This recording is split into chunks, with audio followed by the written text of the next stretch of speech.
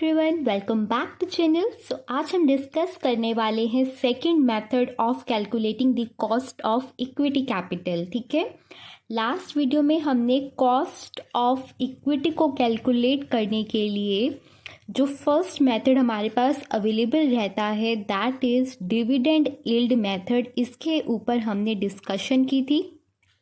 ठीक है, this dividend yield method ये हमने कंप्लीट कर लिया है।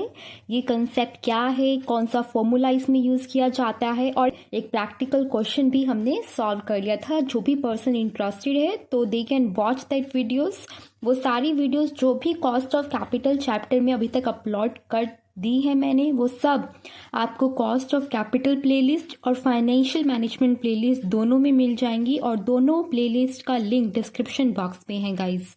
ठीक है, तो आज का हमारा जो कॉस्ट ऑफ इक्विटी को कैलकुलेट करने के लिए मेथड रहने वाला है वो है dividend yield plus growth in dividend method. ठीक है, लास्ट मेथड डिविडेंड यील्ड था, ये उसी का बेटर वर्जन है। ये सेकंड मेथड है which is dividend yield plus growth in dividend method.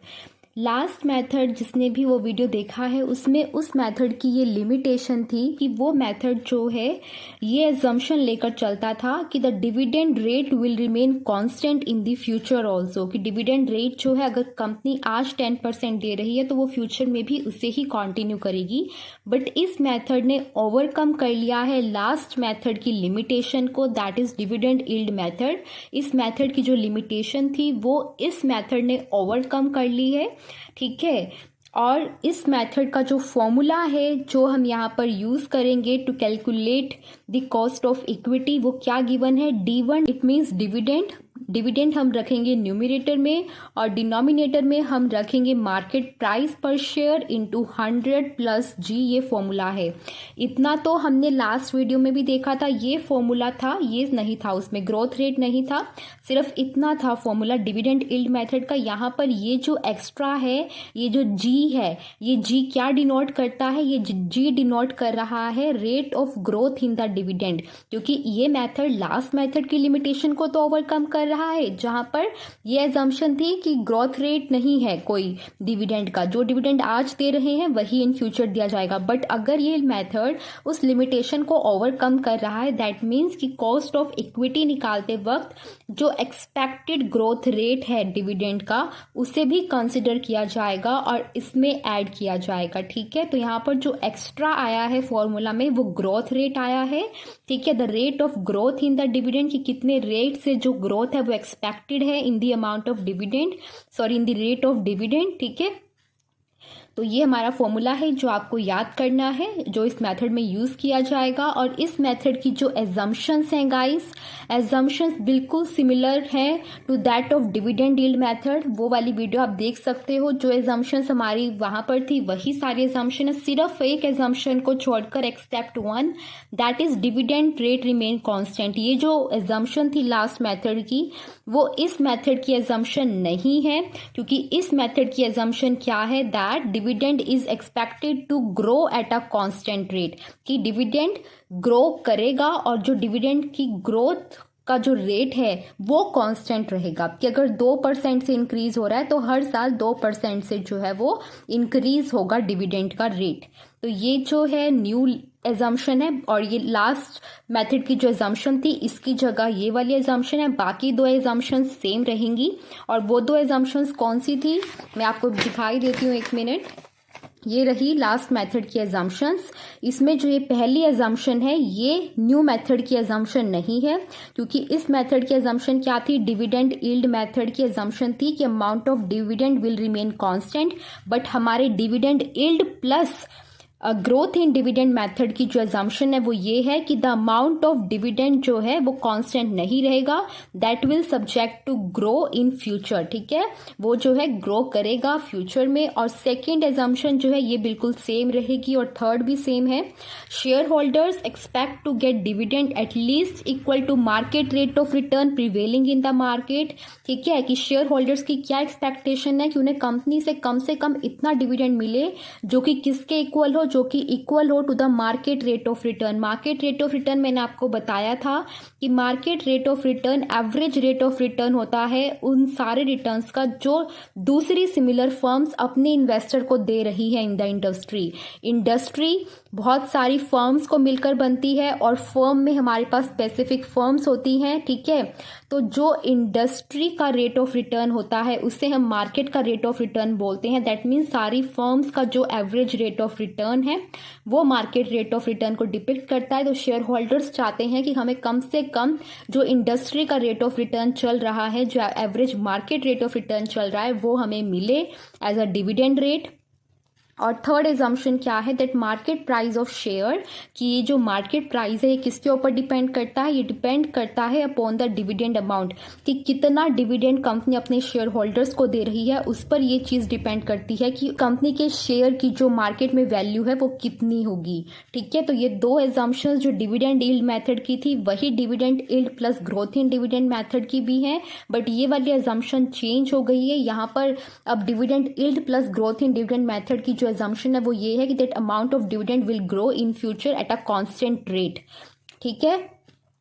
ये वाला आपको ध्यान में रखना है। और उसके बाद एजम्पशंस भी हो गई। अब हमारे पास रहता है लिमिटेशन। तो इस मेथड की जो लिमिटेशन है वो क्या है, that it ignores retained earnings, कि ये जो है रिटेन्ड अर्निंग्स को इग्नोर करता है ये कॉन्सेप्ट। क्योंकि आपको गाइज यहाँ पर देखने को मिल रहा है कि यहाँ पर कॉस्ट ऑफ इक्विटी को निकालने के लिए जो दो चीज़ें हम यूज़ कर रहे हैं, एक तो है डिविडेंड और एक है उस कंपनी के शेयर्स का मार्केट में क्या रेट है, ठीक है, क्या प्राइस है, वो उन दो चीज़ों को हम कंसिडर कर रहे हैं। दैट मीन्स यहाँ पर जो चीज़ ली जा रही है वो ली जा रही है डिविडेंड। और डिविडेंड कौन सा प्रॉफिट होता है, ये प्रॉफिट आफ्टर टैक्स का वो पोर्शन होता है जो कंपनी डिस्ट्रीब्यूट करती है अमंग दी शेयर होल्डर। मतलब ये सारी अर्निंग्स नहीं होती, ये सारे का सारा प्रॉफिट आफ्टर टैक्स जो बचा होता तो वो शेयर होल्डर्स का ही है।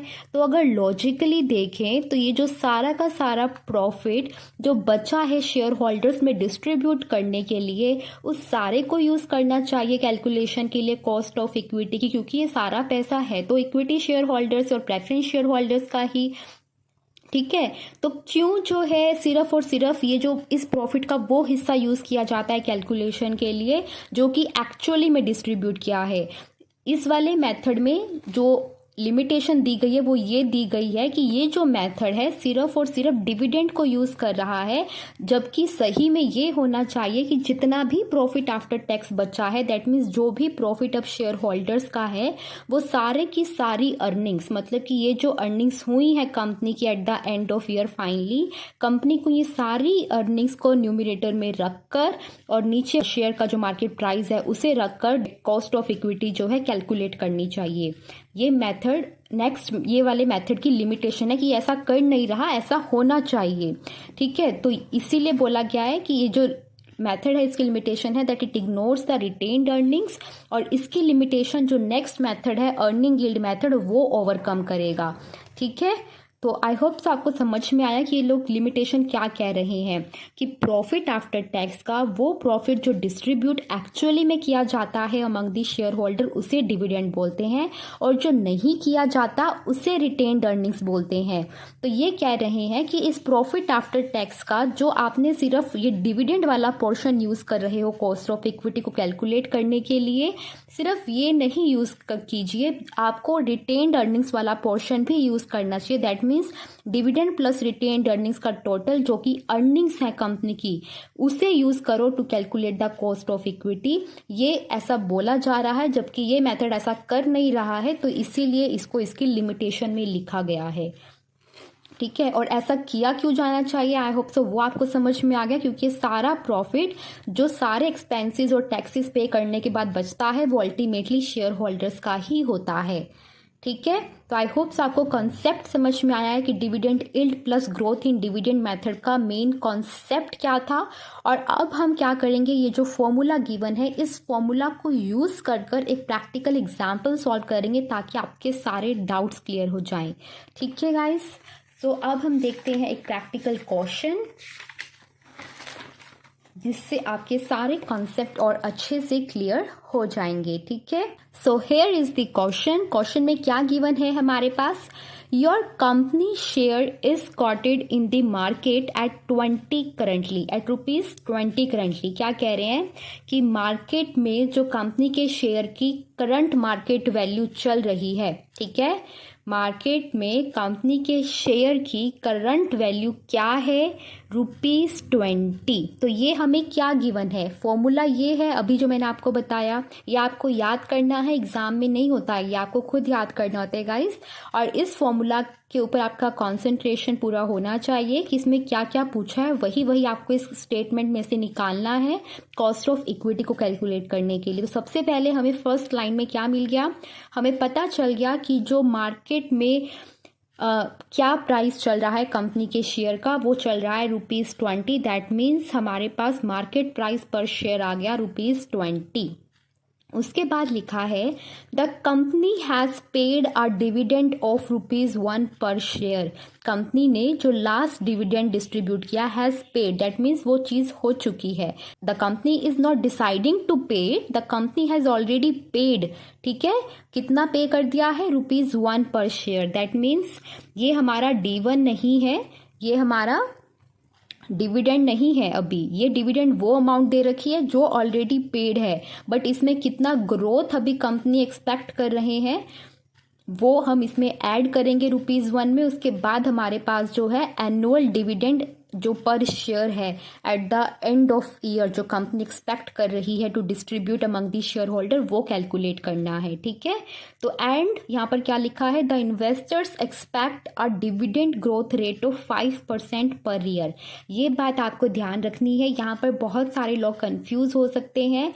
मैं यहाँ पर क्या कहना चाह रही हूँ, मैं ये कहना चाह रही हूँ कि यहाँ पर ऐसे लिखा है कि कंपनी ने डिविडेंड पे कर दिया है, द कंपनी हैज़ पेड, कि ₹1 का डिविडेंड उसने पे कर दिया है। और अब जो हमारे कंपनी के इन्वेस्टर्स हैं वो एक्सपेक्ट कर रहे हैं कि कंपनी जो है उन्हें डिविडेंड में ग्रोथ देगी, कितने रेट से, 5% से। और ये जो डिविडेंड का ग्रोथ रेट है ये कांस्टेंट रहेगा, हर साल 5% पर ईयर से जो ग्रोथ रेट है वो चलती जाएगी in the amount of dividend. That means कि at the end of year जो कंपनी ने डिविडेंड देना है टू द शेयर होल्डर्स वो कितना होगा, 1 + 1 तो कंपनी देती ही आ रही है। और इस साल जो 5% और इंक्रीज हो जाएगा, जो 5% और इंक्रीज हो जाएगा वो क्या है, 1 के अंदर ही तो 5% इंक्रीज होगा, ठीक है। तो 1 + 1 × 5% that is 0.05।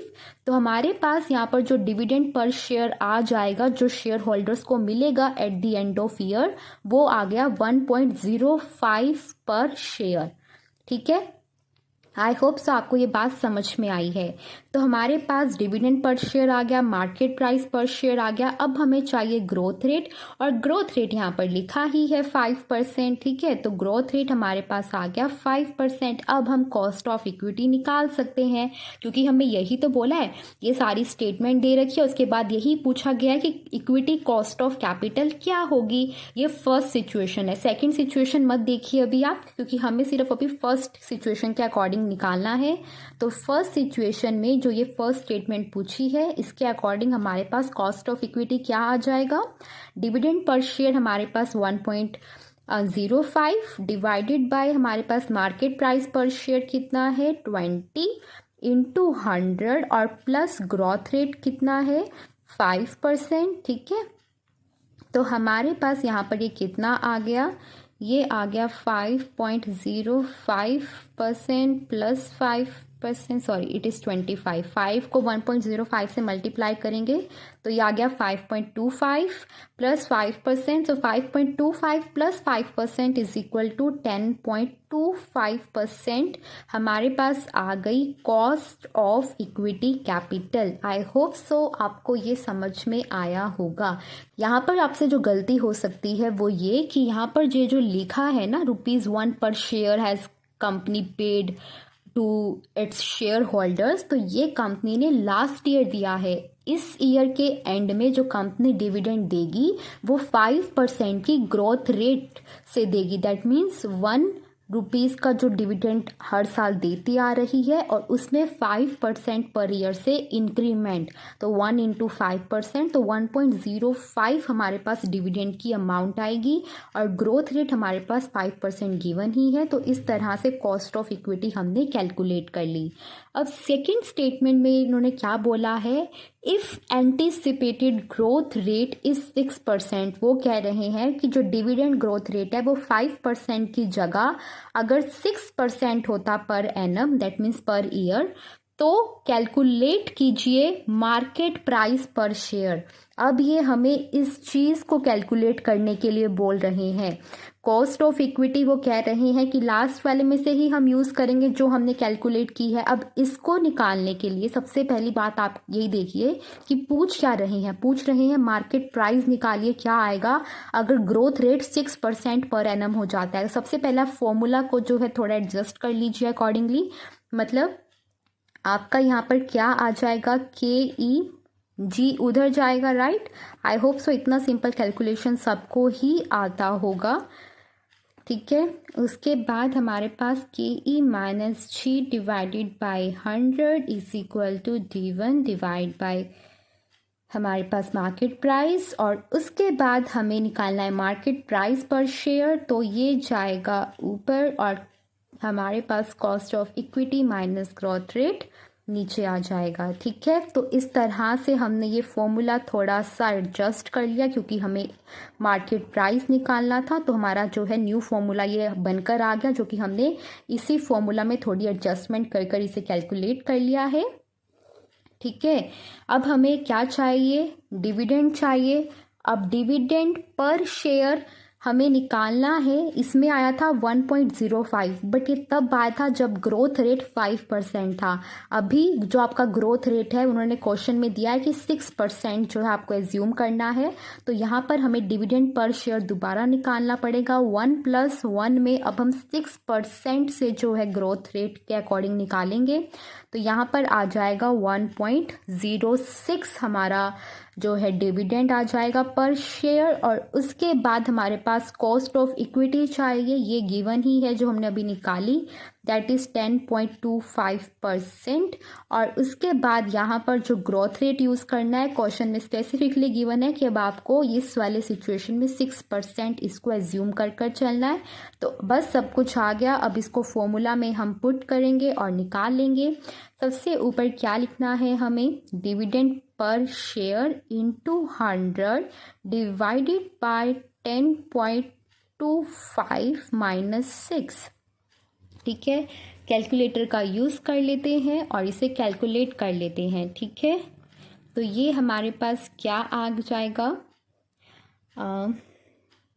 1.06 multiply by 100 is equal to, आप देख सकते हो 106, that means 106 divided by, divide किससे करना है, 10.25 माइनस 6 इज इक्वल टू 4.25, तो 106 दैट मीन्स 106 डिवाइडेड बाय 4.25, हमारा जो आंसर आ रहा है दैट इज़ ₹24.94 पर शेयर हमारे पास आ गया मार्केट प्राइस, ठीक है।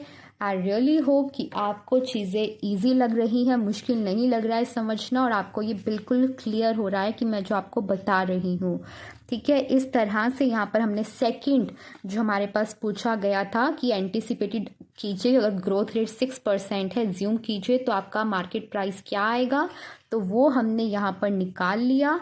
यहाँ पर बस आपको ध्यान रखना है कि यहाँ पर हमने डिविडेंड पर शेयर भी दोबारा कैलकुलेट किया, क्योंकि यहाँ पर इस वाले फर्स्ट सिचुएशन में जो हमने कैलकुलेट किया था वो 5% को डिविडेंड ग्रोथ रेट लेकर एज्यूम किया था, बट यहाँ पर हमारा वो 6% गिवन है क्वेश्चन में, तो हमने उसके अकॉर्डिंगली सॉल्व किया है और हमारा आंसर आया है ₹24.94 पर शेयर, ठीक है। मार्केट प्राइस निकल गया हमारे पास, कॉस्ट ऑफ इक्विटी आ गया, और यही दो चीज़ें हमें क्वेश्चन में पूछी गई थी जो कि हमने सॉल्व भी कर ली by using dividend yield plus growth in dividend method.